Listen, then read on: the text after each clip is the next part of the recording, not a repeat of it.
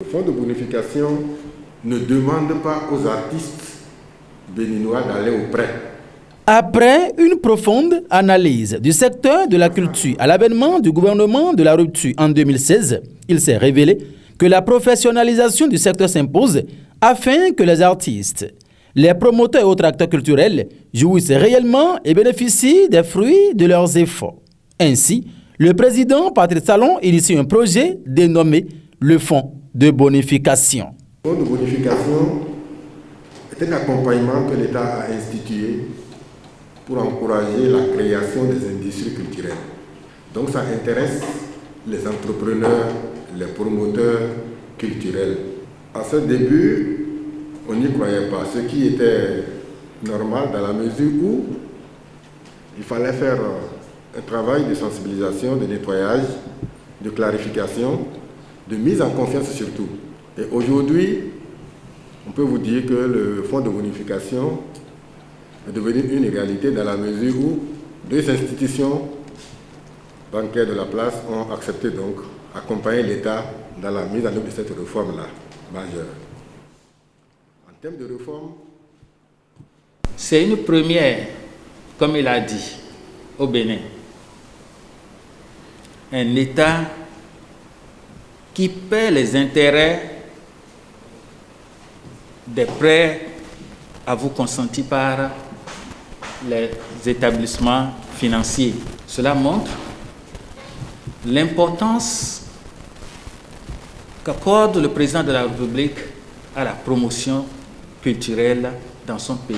Ce fonds de bonification ne vient pas se substituer aux produits qu'offrait le fonds d'aide d'alors. Mais quel avantage ce nouveau produit procure aux acteurs culturels? Aujourd'hui, le fonds de bonification, concrètement, vient offrir aux artistes les moyens de sortir des œuvres compétitives, donc de qualité. Ici, pour encourager la création des industries dans le secteur de la culture, l'État s'est positionné pour accompagner les entrepreneurs en payant intégralement tout ce que le prêt consenti pourrait générer comme intérêt. C'est une manière donc d'encourager les citoyens béninois à créer des industries dans le secteur de la culture. Parce que ceux qui ont l'initiative n'ont pas toujours la possibilité d'avoir accès au crédit. Donc l'État facilite l'accès au crédit à ces entrepreneurs-là.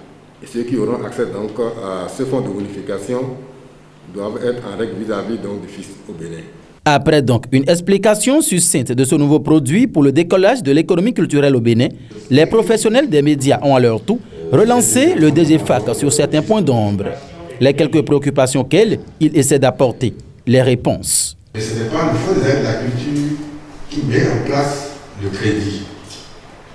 Donc, ce dont on servait, c'est que 2 semaines après l'introduction du dossier au niveau de la banque, le requérant peut avoir une réponse, soit négative, soit positive. Aucun requérant ne pourra avoir accès au financement s'il n'est épaulé par le FAC.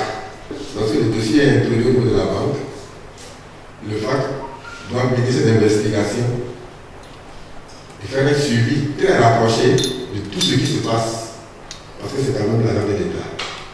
Nous avons travaillé avec les banques à minimiser totalement les risques. Nous sommes à un niveau de risque zéro. Voilà qui démarre déjà avec le développement de l'économie culturelle au Bénin. Et l'exécution de ce projet vient rectifier l'allégation selon laquelle le secteur culturel n'apporte rien au PIB. Ce projet, qui couvrira toute l'étendue du territoire national, sera lancé dans quelques jours et c'est le Palais des Congrès qui servira de cadre.